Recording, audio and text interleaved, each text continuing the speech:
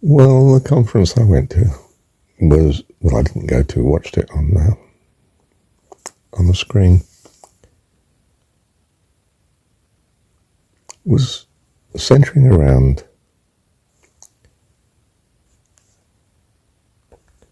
divine intelligence.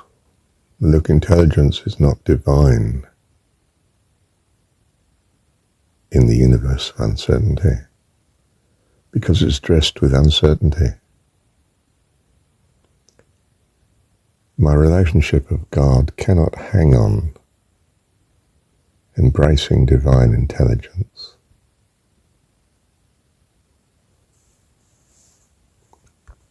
For I'm a child, and divine intelligence is as overwhelming as chapter 11 of the Bhagavad Gita situation was for Arjuna. It's divine love that transforms me, not my understanding, or rather my misunderstanding, because I'm a child and incompetent. That's not going to do it. It's divine love of God for us. You have not chosen me, I have chosen you, says Jesus in the story. God has chosen to love you, you see, just as the parent does, before you even exist, in this world anyway. So shall we have a family love?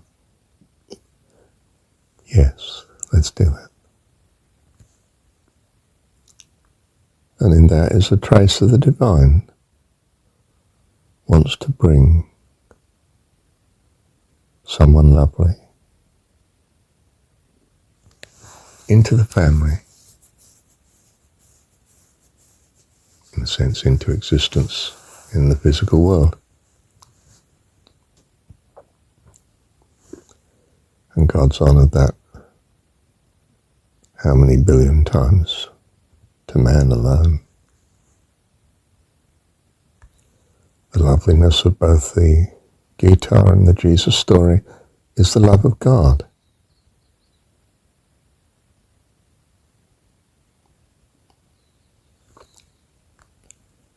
Simply to be told of such,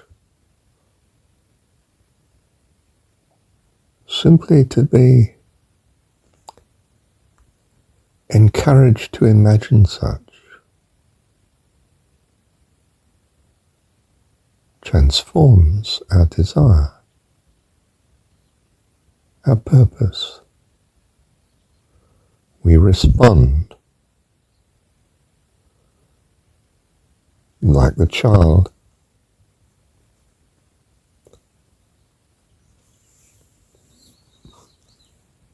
or the ducklings. They start to mirror their parents and follow them wherever they go. And it is, of course, their safety and their future. We are of the same pattern. We're entranced by the story that this wonderful being that may exist and could love us. And we think in our hearts quite simply, wouldn't that be just wonderful? And quite simply, that is therefore what you would like. Come to value more and more.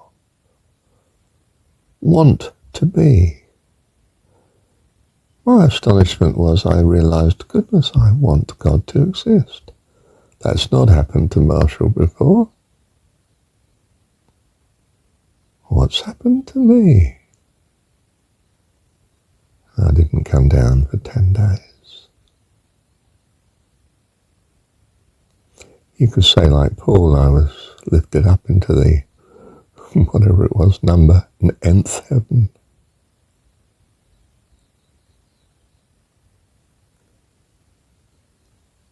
I was physically alone and spiritually accompanied by the presence of God,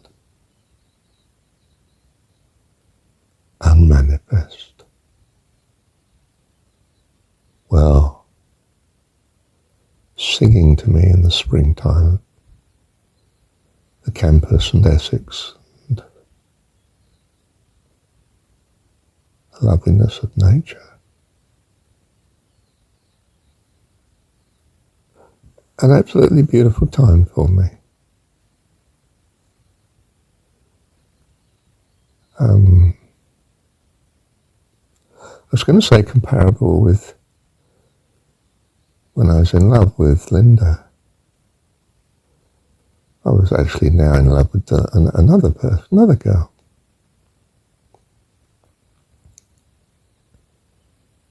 And I'd let her go. In my mind, I mean. She should be with the person she loves, because I love her. I know what love is.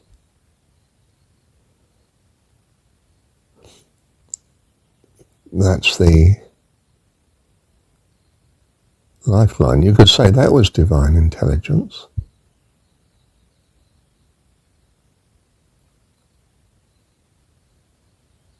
I'd come to know God.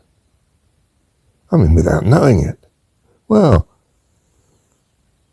something had happened without me knowing that was fundamental to knowing God. I gained somehow an enlightenment was given to me. That love is not possessive, but loving, wanting the best for.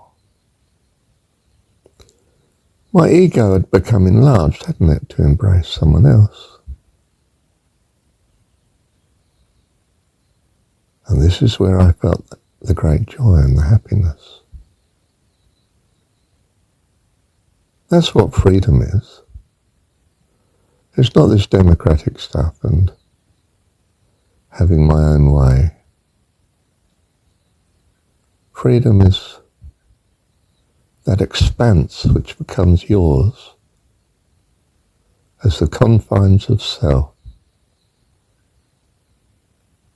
expand to embrace others, other life. Might be your pet cat. For me, it was my cat. Also my goldfish. I used to breed goldfish. In it was aluminium bath, I think it was actually. The one that you put under the mangle, and it was our one, but was under this big mangle that catches the water from the sheets and that when you mangle them through the rollers, big handle. I used to help Mum with it occasionally. We didn't use it much, of course. You don't wash the sheets every day, do you? The blankets and so on.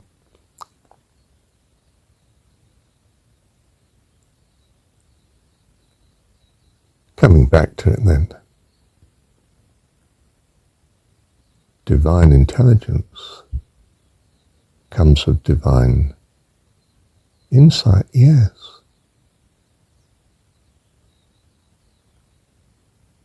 Comes of the fancy of the divine, the desire for the divine. That's love. That's the important ingredient. I might interpret God in a Christian or a Hindu or I would say a Buddhist way.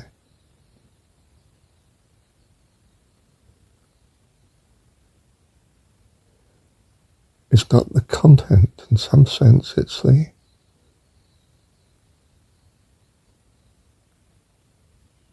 expansion of the ego.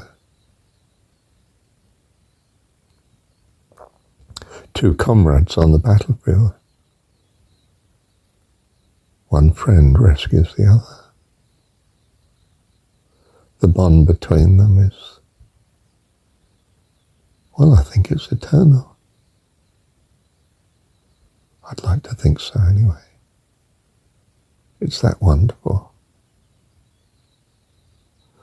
The bond between two people that marry, they've rescued each other from the isolation and the loneliness of life. I think I agree with the Mormons, the bond is eternal. That's what I want to agree to anyway. Why do we have these inclinations? Because the love of God has fashioned us to become such. What a lovely Dad. Love you, Heavenly Father. Just love you. Thank you, Dad. You see, when it comes to it, when all's said and done, lots more said than done, I always want to add, but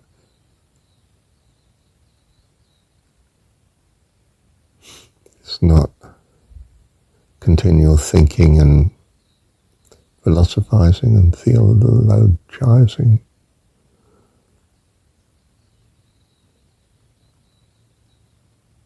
That is important. But the love of our Heavenly Father, that's what transforms us individually. And I don't expect it to sweep through the nation. I'm not going to, convert all of Hamilton, New Zealand, and the world. The classroom will continue as the classroom for as long as God chooses. And it's doing a fine job. It's bringing children to glory, adulthood, in the host of heaven. What could be more wonderful than that? Thank you, Heavenly Father, for this universe exactly as it is, and for what it achieves in your hands. Wonderful one. Love you. Thank you, Dad.